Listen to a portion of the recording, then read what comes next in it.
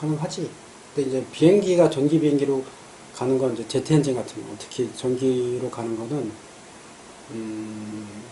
방식이 여러 가지가 있는데 완전 모터로만 가는 게 아니라 일정 이제 엔진을 사용을 해. 근데 그걸 발전 용도로만 사용하지. 그래서 그 전기를 이용해서 모터로 팬을 구동해서 비행을 하는 이런 방식으로 제트 엔진은 그렇게. 근데 지금도 이미 진행이 되고 있어. 그래서 지금 현재 생산되고 있는 787 같은 경우에 엔진 하나씩 전기 모터를 이용해서 구동하는 방식으로 좀 생산이 되고 있고, 시험병이 이미 뭐 계속 하고 있고. 그러니까 제너럴 에비에이션처럼 작은 비행기들은 충전해서 타고 다니는 이런 형태의 비행기가 지금 나와 있고 좀 많이 사용하고 있는데, 대형기들은 이제 장거리 노선을 가야 되기 때문에 에너지 저장 밀도도 중요하고 그래서 수소로 갈 확률이 높아져. 지금은 아직까지는 이제 연료를 아직도 태우고 있고, 그걸 이제 작은 엔진에서 그걸 태워서 발전을 하고, 그 발전을 한 전기를 가지고 구동을 하는 이런 형태로 지금 시작이 되는데, 장기적으로 가면 수소로 가겠지. 아까 같이 수소 비행기가 되면 수소만 공급을 해주면 되니까 별도의 그런 지상 장비들이 필요가 있겠어? 그렇지? 그리고 대형 터빈을 갖고 있기 때문에 뭐 GTG나 GTC나 이런 게 필요했지. 근데 지금 대형 터빈이 필요 없고 소형 엔진을 위해서 모터를 돌리는 상황이라고 하면 별도의 에어 공급 장치는 필요 없고, 전기 내지는 뭐 수소 공급 이런 형태로 진행이 되겠지. 외부 뭐 처음에 전투기도 그렇게 만들어졌지만 이제 모터 기술도 좋아졌고, 그래서 엔진도 그 캠축 이제 크랭크축이 있고 캠축이 거기에 연결돼서 돌아가는 이유가 피스톤이 적정 시점까지 내려오거나 올라갔을 때 밸브를 열고 닫고 하기 위한 시점이 관계가 있어서 그래. 이해돼? 어느 시점에 밸브가 열리느냐.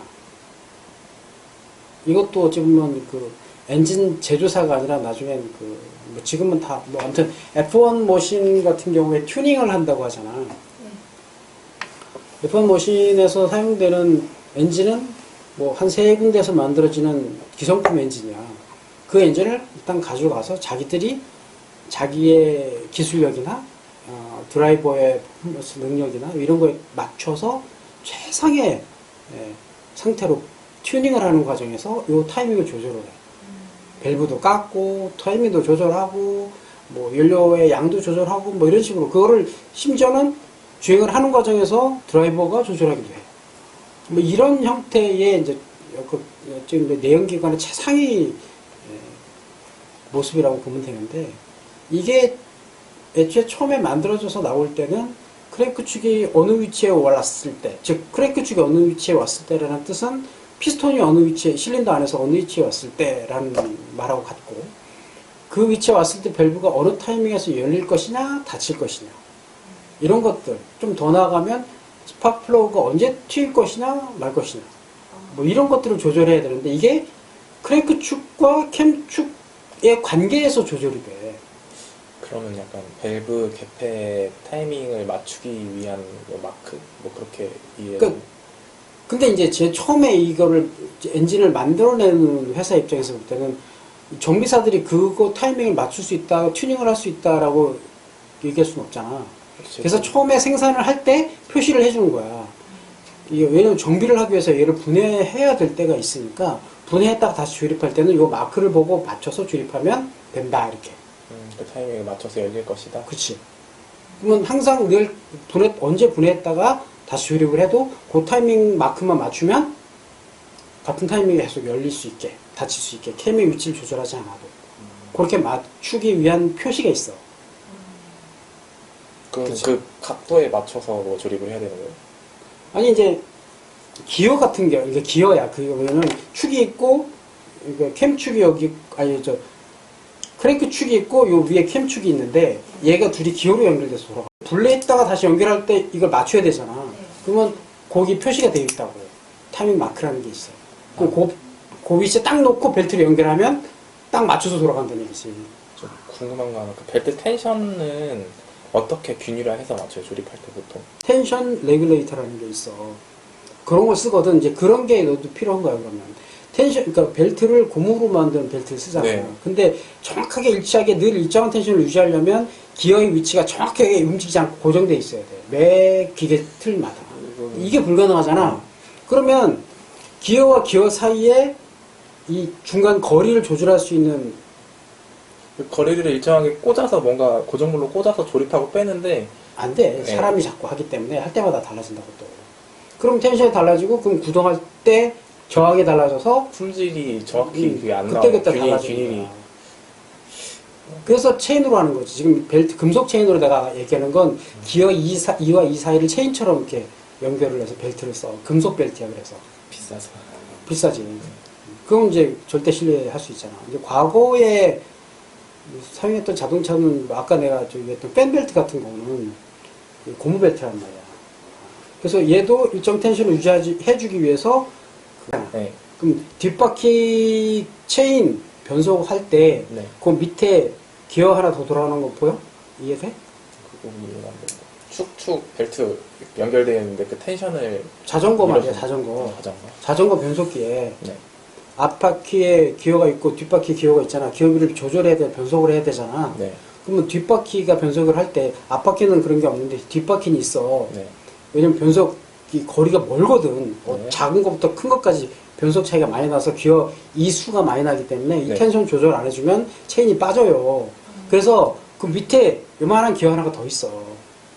그 기어가 이 텐션을 유지하기 위해서 하나는 안쪽으로 스프링 텐션을 주고 있고 하나는 뒤로 텐션을 주고 있어. 그래서 일정 텐션을 작은 기어가 걸리든 큰 기어가 걸리든 스프링으로 딱 물고 있다고 이렇게 당겨줘. 그 역할을 하는 게 필요한 거예요, 이게. 밸브가 일단 빠져나오지 않게, 그러니까 스프링이 눌렸다가 튀어나오지 않게 하려면 스프링 폭만한 누르는 장치가 필요하지. 그게 그 스프링 리테이너. 그러면 이 위에 이만한 두께의 원반을 또 얹어. 네. 얹으면 밸브를 누를 수 있지. 네. 근데 그럼 요 누르는 요 원반하고 얘하고 고정을 해야 되잖아. 네. 그치? 그래서 원반이 가운데 구멍이 뚫려 있고 이렇게 집어넣어서 밸브를 쭉 누르면 이게 볼록한 게 튀어나오겠지. 얘랑 이 원반을 고정하기 위한 키가 이렇게 생긴 키가 있어. 그게 원형이 아니라 반으로 나뉘어 있어. 이렇게. 그러면 이렇게 두 개로 돼 있다고. 그래서 요 위에를 이렇게 딱 고정을 하면 고정을 한 다음에 요 홈이 있잖아. 위에 홈이 이렇게 있다고. 그 홈에 딱 맞아. 이렇게 딱 맞아. 맞은 상태인데 그러면 갑자기 요 밸브 스템의 직경이 늘어난 효과가 나. 그러면 요 리테이너를 놔도 리테이너가 거기에 딱 걸리는 거야. 근데 스프링이 항상 얘를 밀고 있기 때문에 빠지진 않지. 그러면 이걸 빼려면 요걸 잡고, 왜냐면 여기서 스프링을 요건 스템이고 스프링을 눌러버리면 밸브도 내려가 버린 거야. 밸브가 내려가지 않게 그래서 픽서가 필요한 거야. 밑에서 잡아줘야 되거든. 밸브가 내려가지 않게.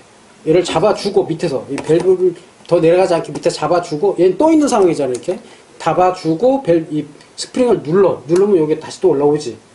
그럼 그걸 빼면 리테이너 빠지고 스프링 빠지고 거의 다. 근데 이제 열을 가해서 지금 여기가 뽑아낸다 그러잖아. 그건 압출 성형이라는 병이 따로 있고 그거 말고 있는 쇳덩어리를 그대로 놓고 뭐 깎아내거나 때려갖고 모양을 만든다든지 뭐 이런 게 다 단조라고 해야 돼. 펄싱이라고 하죠. 펄싱. 흔한 예로 가장 흔히 비교할 수 있는 게 저거지.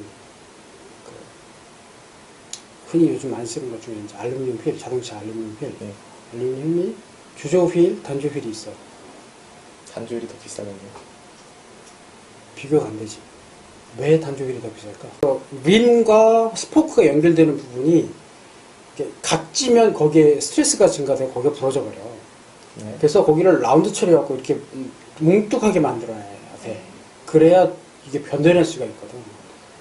근데 그렇게 하니까 모양이 한계가 나와. 일정 두께 이상 얇게 할 수도 없지. 캐스팅의 한계야, 그게. 그래서 이거를 더 예쁘게, 더 날카롭게 얇은 스포크와 림의 구조로 만들려고 그러면 강성이 높아야 되는데, 그러면 더 좋은 철을 쓰거나 아니면 합금을 해야 되는데, 그럼 가격이 또 올라가지. 그러니까 알루미늄만 가지고, 알루미늄 합금 갖고 깎아서 만들면 원하는 모양을 다 만들어낼 수가 있는 거야. 엄청 비싸. 요만한 거 만들면 가격이- 이렇게 있어야 되는데. 가격이 뭐 수십 배 차이가 나지. 그러니까 이제 딱 보면 주조 휠, 단조 휠이 딱 그냥 차이가 눈에 보면 확 차이가 나. 이거. 부품 번호가 비슷한 상단을 향하도록 그래. 페이스 그쪽으로 보이도록. 페이스가 향하도록. 파트 넘버가 찍혀 있는 부분이 위쪽으로 올라오게 장착을 하라 이 소리지.